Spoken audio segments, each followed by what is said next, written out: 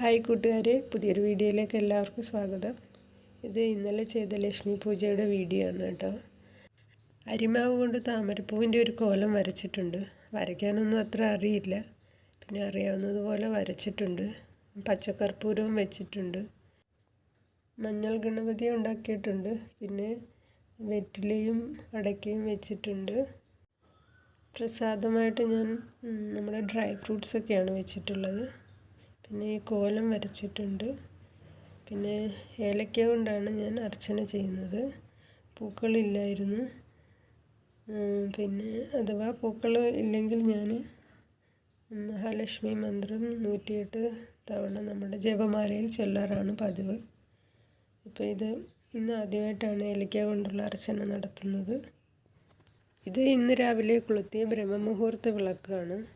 ഇന്നലെ അലാറം വയ്ക്കാൻ മറന്നുപോയായിരുന്നു, കുറച്ച് ലേറ്റായി എണീക്കാൻ. അപ്പം വേഗം തന്നെ 5:30 മുമ്പ് തന്നെ എന്തായാലും ഞാൻ വിളക്ക് കൊളുത്തിയിട്ടുണ്ട്.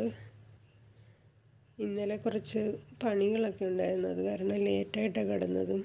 അലാറം വയ്ക്കാനും മറന്നുപോയി. പിന്നെ നമ്മുടെ കിച്ചണിൽ ഇന്നലെ കുറച്ച് പണിയുണ്ടായിരുന്നേ.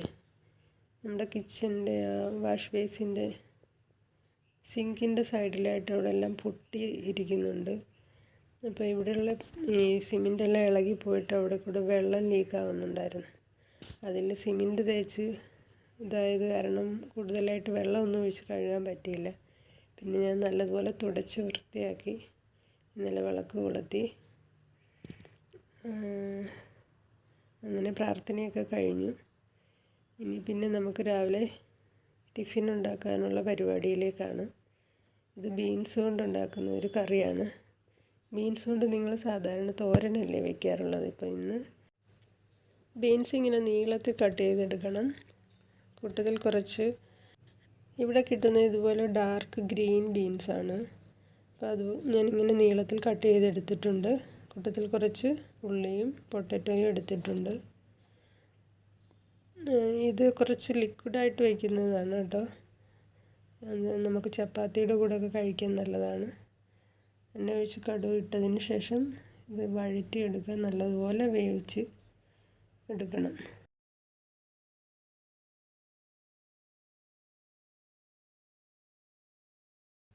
കുറച്ച് മുളക് പൊടിയും മഞ്ഞൾപ്പൊടിയും മാത്രമേ ചേർക്കാറുള്ളൂ. ഇപ്പം നല്ലതുപോലെ വെന്ത് വന്നിട്ടുണ്ട്. നമുക്ക് മുളക് പൊടി ചേർത്ത് കൊടുക്കാം. എരിവ് വേണമെന്നവരാണെങ്കിൽ കുറച്ച് അധികം പച്ചമുളക് ചേർക്കാം. ഇന്ന് എനിക്ക് പച്ചമുളക് കുറവായിരുന്നു, അപ്പം ഞാൻ നല്ല എരിവുള്ള മുളക് പൊടിയാണ് ചേർത്തിട്ടുള്ളത്. പിന്നെ അല്ലാതെ കുറച്ച് സാധാ മുളക് പൊടിയും ചേർത്ത് മഞ്ഞൾപ്പൊടിയും ചേർത്ത് വഴറ്റിയെടുക്കാം. ഒന്ന് വഴറ്റിയതിന് ശേഷം കുറച്ച് വെള്ളം ഒഴിക്കുക. ഒരുപാട് വേണ്ട, ഒന്ന് ലിക്വിഡ് ഫോമിലാക്കി കിട്ടിയാൽ മതി. അപ്പം നമുക്ക് ചപ്പാത്തി കഴിക്കാൻ നല്ലതാണ്. ഈ റെസിപ്പി എനിക്ക് എൻ്റെ ചേട്ടൻ പറഞ്ഞു തന്നതാണ് കേട്ടോ. അവിടെ കമ്പനിയിൽ ഇങ്ങനെ ഉണ്ടാക്കി കൊടുക്കാറുണ്ടെന്ന് പറഞ്ഞു. അപ്പോൾ അങ്ങനെ ഒന്ന് ട്രൈ ചെയ്ത് നോക്കിയതാണ്. കുഴപ്പമില്ല, ചപ്പാത്തിക്ക് പറ്റിയ കറിയാണ്. രാവിലെ എണീറ്റ് കുളിക്കുന്നത് കാരണം കുറച്ച് പ്രോബ്ലം ആയിട്ടുണ്ട്. എനിക്ക് തുമ്മലിൻ്റെ പ്രോബ്ലം ഉള്ളതാണ്, അലർജി. അപ്പോൾ രാവിലെ തല നനച്ച് കുളിക്കുമ്പോൾ ദിവസം മുഴുവനും തുമ്മി നടക്കുകയാണ്. അപ്പോൾ അതിനി എനിക്ക് തോന്നുന്നു തല നനയ്ക്കൽ മാറ്റി വയ്ക്കണം രാവിലത്തത്. ദേഹം കുളിച്ചിട്ട് മാത്രമേ ഇനി എനിക്ക് വിളക്ക് കത്തിക്കാൻ പറ്റത്തുള്ളൂ എന്ന് തോന്നുന്നു.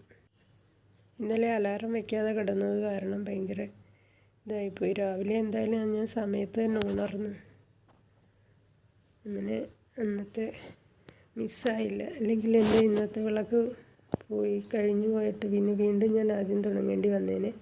എന്തായാലും അങ്ങനെ പറ്റിയില്ല. എല്ലാം ഹാപ്പിയായിട്ട് ചെയ്തു. കറക്റ്റ് ടൈമിനുള്ളിൽ തന്നെ ഞാൻ വിളക്ക് കൊളുത്തി. അപ്പം നമ്മുടെ ബീൻസ് കറി റെഡി ആയിട്ടുണ്ട്. ചപ്പാത്തിക്കുള്ളത് കറിയായി. ഇനി അടുത്തത് ചപ്പാത്തി ഉണ്ടാക്കണം.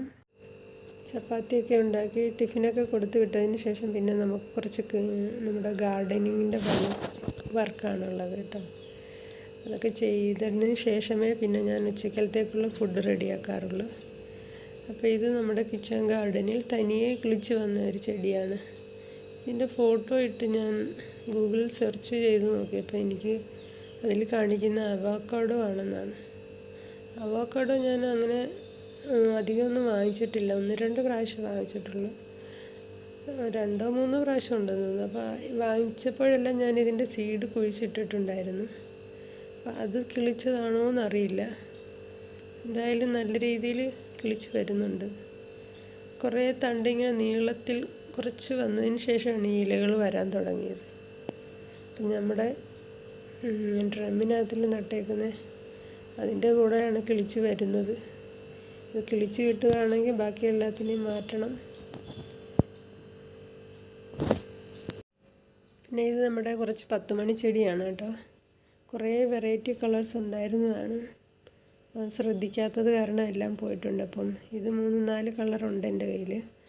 അതിനെ കുറച്ച് കൂടി ഒന്ന് മാറ്റി നട്ട് വെച്ചിരിക്കാം. മഴയൊക്കെ ആകുമ്പം ചീത്തയായി പോകാതെ കുറേ ചെടികളുണ്ടെങ്കിൽ കുറച്ചെങ്കിലും നമുക്ക് കാണുമല്ലോ അടുത്ത സീസണിലേക്ക്. അപ്പോൾ അതിന് വേണ്ടി ഇങ്ങനെ കുറച്ച് മാറ്റി നട്ടെടുക്കുന്നുണ്ട്. വയ്ക്കാൻ അധികം സ്ഥലമൊന്നും ഇല്ലെങ്കിലും ഇങ്ങനെ ഓരോരോ കിട്ടുന്ന സാധനങ്ങളെല്ലാം ചെടികൾ നിറച്ച് വയ്ക്കുകയാണ്. ഓരോ മാസം കുറേ ചെടികൾ പുതിയത് വാങ്ങിക്കാറുണ്ട്. അതുപോലെ നശിച്ചു പോകാറുമുണ്ട് കേട്ടോ. എല്ലാം ഒന്നും നമുക്ക് സക്സസ് ആയിട്ട് കിട്ടാറില്ല.